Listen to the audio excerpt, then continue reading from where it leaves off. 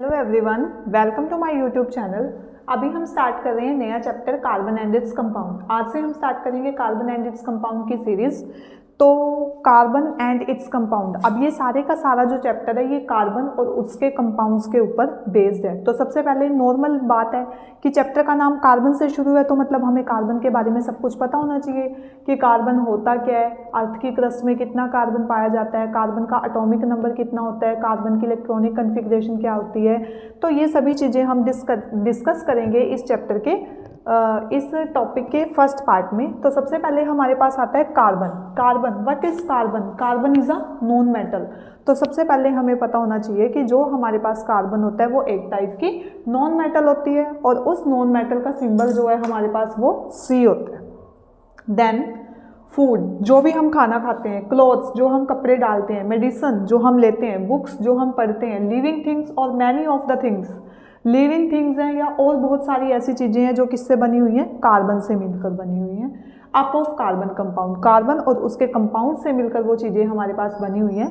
अब अगर बात करें अर्थ की क्रस्ट में कितने परसेंट कार्बन पाया जाता है, अर्थ की क्रस्ट के अंदर जो कार्बन है वो 0.02% पाया जाता है।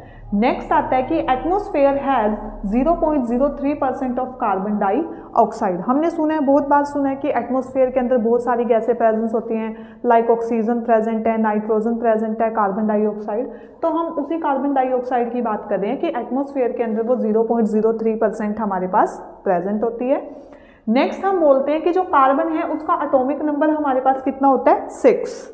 देन अब हमें एटॉमिक नंबर तो पता चल गया, अब हमें एटॉमिक नंबर के बाद पता होना चाहिए कि इसकी इलेक्ट्रॉनिक कन्फिग्रेशन को हम कैसे निकालेंगे। तो अब हम एक कॉलम बनाते हैं, atomic number and electronic configuration, और ये जो इलेक्ट्रॉनिक कन्फिग्रेशन करेंगे ये हम करेंगे KLMN के ऊपर बेसिस, मतलब K cell, L cell, M cell, उनमें हम इलेक्ट्रॉन की कन्फिग्रेशन को करते हैं, वो चीज़ हम यहाँ पे करेंगे। तो सबसे पहले हम बात करते हैं कार्बन। कार्बन का एटॉमिक नंबर कितना होता है, 6, और उसकी इलेक्ट्रॉनिक कन्फिग्रेशन क्या आएगी, 2 and 4। 2 and 4 कैसे? अगर हम बात करें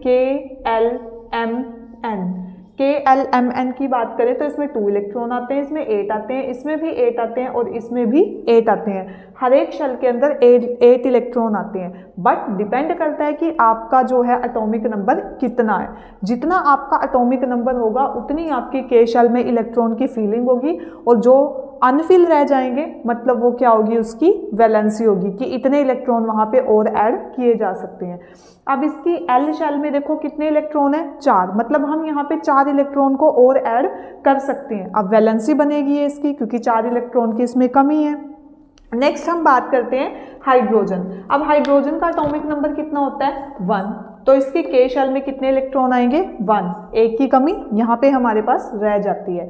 नेक्स्ट हम बात करते हैं ऑक्सीजन। ऑक्सीजन का एटॉमिक नंबर कितना होता है, 8, मतलब फिर इलेक्ट्रॉनिक कन्फिग्रेशन क्या बनेगी, 2 और 6 इलेक्ट्रॉनिक कन्फिग्रेशन बनेगी। अभी यहाँ पे भी वैलेंसी 2 बची है हमारे पास, क्योंकि 2 इलेक्ट्रॉन और ऐड होके वो अपनी वैलेंसी को कंप्लीट करेगा, 8 बनाएगा। नेक्स्ट एटॉमिक नंबर आता है हमारे पास नाइट्रोजन। नाइट्रोजन का एटॉमिक नंबर होता है 7। देन इसकी इलेक्ट्रॉनिक कन्फिग्रेशन होती है 2 और 5। तो हर एक की वैलेंस सेल में किसी न किसी इलेक्ट्रॉन की कमी यहाँ पे हमें दिखाई दे रही है, और ये कार्बन के साथ रिएक्ट करने वाले वो कंपाउंड है जो कार्बन के साथ रिएक्ट करेंगे, लाइक कार्बन और हाइड्रोजन, कार्बन और ऑक्सीजन, कार्बन एंड नाइट्रोजन। क्योंकि हम चैप्टर में बात ही कर रहे हैं carbon and its compound, carbon और उसके कंपाउंड के बारे में कि कौन सा ऐसे कंपाउंड है जो कार्बन के साथ रिएक्ट करके रिएक्शंस करेंगे या आगे और टॉपिक्स में हमारी हेल्प करेंगे। तो ये था हमारी सारी इंफॉर्मेशन अबाउट कार्बन। हम बात कर रहे हैं कार्बन के बारे में। तो हमने कार्बन का एटॉमिक नंबर, कार्बन की प्रॉपर्टीज़, कार्बन से क्या क्या चीज़ें बनी हुई हैं, ये सब कुछ हमने रीड कर लिया है। अब हम रीड करेंगे कि carbon it could take 4 electron forming C4 negative anion, it would be difficult for the nucleus with 6 proton to hold on 10 electron that its 4 extra electron। अब ये ऐसे इजी तो है नहीं क्लियर होना। इसका कहने का मतलब ये है हमारे पास कि हमारे पास सेंटर पार्ट में क्या होता है, न्यूक्लियस, और न्यूक्लियस के अंदर क्या प्रेजेंट होता है, प्रोटॉन एंड न्यूट्रॉन। देन हम बात करते हैं, ये वाली जो होती है ये हमारी होती है ऑर्बिट, और इन ऑर्बिट के अंदर कौन प्रेजेंट होता है? इलेक्ट्रॉन। तो फर्स्ट केस की वो बात करता है C4 नेगेटिव। C4 नेगेटिव का मतलब क्या होता है? जब हम किसी से कोई पैसे उधार लेते हैं तो मतलब हमारे ऊपर कौन सा साइन आ जाता है? नेगेटिव साइन आता है कि हमने किसी से उधार लिया है, हमें उसका वो उधार वापस भी करना है, हमारे ऊपर वो चीज़ कर्ज बन रही है। तो अब ये क्या कहता है? इट कुड, अब कार्बन का एटॉमिक नंबर कितना है? 6, और कितने प्रोटॉन है न्यूक्लियस के पास? 6 प्रोटॉन है। 6 प्रोटॉन मतलब उसके 2 जो थे इलेक्ट्रॉन वो के शेल में आ गए हैं, और 4 जो उसके इलेक्ट्रॉन थे वो दूसरी उसकी शेल में आ गए हैं, मतलब हो गया ये कंप्लीट।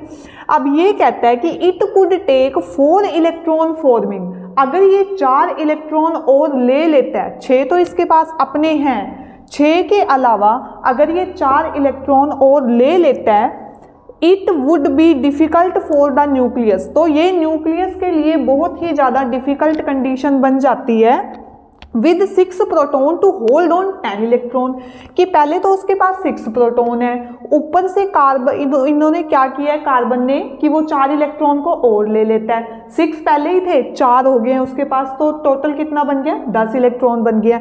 अब प्रोटॉन की वैलिडिटी कितनी है कि वो 6 को रख सकता है, तो वो 10 को कैसे कैरी करेगा? अब 10 को जब वो कैरी करेगा तो उसको बहुत ज़्यादा अमाउंट में एनर्जी की ज़रूरत पड़ेगी, मतलब उसको एक्स्ट्रा एनर्जी की ज़रूरत पड़ेगी जिसकी वजह से वो उन इलेक्ट्रॉन को कैरी करेगा। बट ये सिचुएशन नहीं हो सकती, मतलब कार्बन जो है वो 4 इलेक्ट्रॉन को लेगा, लेकिन ये जो न्यूक्लियस है अपना ये उन इलेक्ट्रॉन को होल्ड नहीं कर पाएगा। This condition is not suitable. Then हम बात करते हैं सेकंड कंडीशन की, it could give 4 electron forming C4 positive cation. अब इसमें बात करता है कि जो कार्बन है, कार्बन के पास अपने 6 इलेक्ट्रॉन है और न्यूक्लियस के अंदर 6 प्रोटॉन हमारे पास प्रेजेंट है। अगर उन 6 में से वो 4 इलेक्ट्रॉन को निकाल देता है, 4 पॉजिटिव का क्या मतलब होता है कि वो किसी को दे रहा है, अब उसने किसी को देना है, but it would require a large amount of energy remove 4 electron. लेकिन क्या होगा, जैसे पहले केस में था कि अगर वो 4 इलेक्ट्रॉन लेगा तो भी उसको बहुत ज़्यादा एनर्जी लगानी पड़ेगी, किसको? न्यूक्लियस को। तो अब वो यही चीज़ कह रहा है कि अगर वो अपने 4 इलेक्ट्रॉन को लीव करेगा, लीव इन द सेंस मतलब निकालेगा न्यूक्लियस के अंदर से, तो तब भी उसको बहुत ज़्यादा एनर्जी की, large amount of energy remove 4 electron को निकालने में तब भी उसको बहुत ज़्यादा एनर्जी की ज़रूरत पड़ेगी। और जब ज़रूरत पड़ेगी उसको, तो यहाँ से मतलब अगर 4 इलेक्ट्रॉन जाते हैं तो हमारे पास टोटल कितना बचता है? 2 इलेक्ट्रॉन रह जाता है। अब हम बात करते हैं कि जो कार्बन है, कार्बन कैसे नोबल गैस कॉन्फ़िगरेशन को कैरी कर लेता है। अगर कार्बन किसी दूसरे एटम से, अब जो कार्बन है वो अटेन करता है नोबल गैस कॉन्फ़िगरेशन, कैसे अटेन करता है? By sharing it's valence electron with atoms, जब वो अपने वैलेंस इलेक्ट्रॉन को दूसरे एटम के साथ शेयरिंग कर लेता है। मान लो हमारे पास पहली कंडीशन क्या थी कि 6 इलेक्ट्रॉन तो उसके पास अपने थे और 4 इलेक्ट्रॉन उसने ले लिए, तो टोटल कितना बन गया? 10 इलेक्ट्रॉन। 10 किसका एटॉमिक नंबर होता है? नियोन का। तो 2 and 8, अब 10 की कॉन्फ़िगरेशन क्या बनेगी KLMN के अकॉर्डिंग? 2 and 8, तो वो किसको अटेन करेगा? नोबल गैस कॉन्फ़िगरेशन को।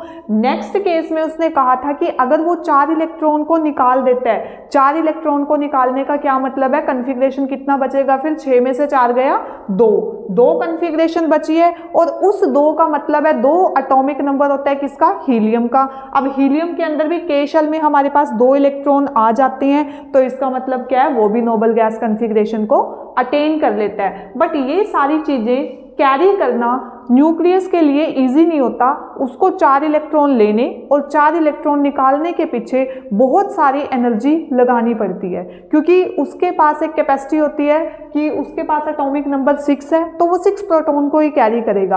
अगर वो एक्स्ट्रा इलेक्ट्रॉन लेता है या फिर एक्स्ट्रा किसी को देता है या किसी से लेता है या देता है उसको, तो उसको मोर एनर्जी की ज़रूरत होती है। कार्बन के बाद अब हमारा नेक्स्ट टॉपिक है कोवेलेंट बॉन्ड। अब हमने बताया था कि कार्बन जो है वो अपने एटम्स को, अपने इलेक्ट्रॉन्स को शेयर करता है दूसरे एटम्स के साथ, और नोबल गैस कन्फिग्रेशन को अटेन कर लेता है। तो ये सारे प्रोसेस को वो किसकी हेल्प से करता है? With the help of covalent bond. Covalent bond, अब कोवेलेंट बॉन्ड का क्या मतलब होता है? शेयरिंग ऑफ वन और more pair of electron between atom are called covalent bonding. क्या कहते हैं? जब वो शेयरिंग करता है एक या एक से ज्यादा पेयर ऑफ इलेक्ट्रॉन की between atom are called covalent bonding. तो उसको हम क्या बोलते हैं? Covalent bonding. अब सबसे पहले हम बात करते हैं H2 मॉलिक्यूल। H मतलब हाइड्रोजन। हाइड्रोजन के मॉलिक्यूल्स की बात करते हैं। ये होता है हमारे पास हाइड्रोजन। अब हाइड्रोजन के पास होते हैं अपना एक इलेक्ट्रॉन होता है, ऑर्बिट के अंदर प्रेजेंट है। अब हाइड्रोजन हाइड्रोजन इसके पास भी अपना एक इलेक्ट्रॉन है, इसके पास भी अपना एक इलेक्ट्रॉन है। तो ये हाइड्रोजन क्या करेगा? अपने एक इलेक्ट्रॉन के साथ उस इलेक्ट्रॉन के साथ भी शेयरिंग करेगा, और वो हाइड्रोजन भी क्या करेगा? इसके साथ अपनी शेयरिंग करेगा, और शेयरिंग करने के बाद ये क्या बनाएंगे? H2 molecule. और ये किसकी वजह से होगी? H सिंगल बॉन्ड H, इसको हम क्या बोलेंगे? H2 molecule, H2 covalent bonding. ये था हमारी शेयरिंग वन इलेक्ट्रॉन की।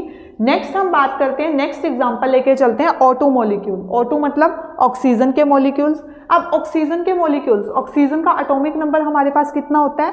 8 होता है। तो पहली शेल में 2 इलेक्ट्रॉन आ जाते हैं, और दूसरी शेल में हमारे पास कितने इलेक्ट्रॉन आ जाते हैं? 6 इलेक्ट्रॉन। मतलब इसको यहाँ पे कितने इलेक्ट्रॉन और चाहिए? 2 इलेक्ट्रॉन और चाहिए होते हैं। तो हम क्या करेंगे? एक ऑक्सीजन को इस वाली साइड पे लिखेंगे, एक ऑक्सीजन को इस वाली साइड पे लिखेंगे, और दोनों के पास कितने पेयर ऑफ इलेक्ट्रॉन होते हैं? 1 2 3 4 5 6 पेयरिंग ऑफ इलेक्ट्रॉन होती है। 6 इसके पास है और 6 अपने इसके पास है। अब ये ऑक्सीजन क्या करेगा? ये ऑक्सीजन इस दूसरे ऑक्सीजन के साथ कोवेलेंट बॉन्डिंग बनाएगा, और इसके जो 2 इलेक्ट्रॉन है वो अपने पास लेके जाएगा। जब वो अपने पास इसके इलेक्ट्रॉन को लेके जाएगा तो मतलब इसका ऑक्टेट जो है वो कंप्लीट हो जाएगा। तो ये क्या शो करेगा? कोवेलेंट बॉन्डिंग शो करेगा। ऐसे ये वाला O क्या करेगा? ये इसके साथ कोवेलेंट बॉन्डिंग बनाएगा और इसके 2 इलेक्ट्रॉन को अपनी तरफ लेकर जाएगा, और ये भी अपने ऑक्टेट को कंप्लीट करके दिखाएगा। और इन दोनों के बीच में जो बॉन्डिंग होगी वो कैसी बॉन्डिंग होगी? डबल बॉन्डिंग, और डबल बॉन्ड O, और क्या बनेगा? Oxygen molecule. नेक्स्ट हम बात करते हैं नाइट्रोजन। नाइट्रोजन का एटॉमिक नंबर हमारे पास कितना होता है? 7। अब 2 इलेक्ट्रॉन आ जाते हैं फर्स्ट ऑर्बिट के अंदर, बचे कितने हैं? 5। 1 2 3 4 एंड 5। अब ये 5 इलेक्ट्रॉन आ जाते हैं सेकेंड वाली ऑर्बिट के अंदर। अब इसमें कितने की कमी है? 3 इलेक्ट्रॉन की कमी है। तो मतलब इस वाली ऑर्बिट में कितने इलेक्ट्रॉन है? 5 इलेक्ट्रॉन है। तो 3 इलेक्ट्रॉन हमारे पास यहाँ है और 2 इलेक्ट्रॉन हमारे पास यहाँ है। ऐसे ही हम दूसरे नाइट्रोजन की बात करते हैं, इसके पास भी इलेक्ट्रॉन अपने सेम है। तो नाइट्रोजन क्या करेगा? दूसरे नाइट्रोजन से शेयरिंग करेगा कितने इलेक्ट्रॉन की? 3 इलेक्ट्रॉन की, और अपनी ऑक्टेट को कंप्लीट करेगा। ऐसे ही फर्स्ट वाला नाइट्रोजन क्या करेगा? शेयरिंग करेगा और अपने 8 इलेक्ट्रॉन को कंप्लीट करेगा, और ये हमारे पास क्या बनेगा? N triple bond N। और ये कैसी कोवेलेंट बॉन्डिंग होगी? N2 molecules covalent bonding. ये थी हमारे पास कोवेलेंट बॉन्डिंग और उससे रिलेटेड एग्जांपल्स।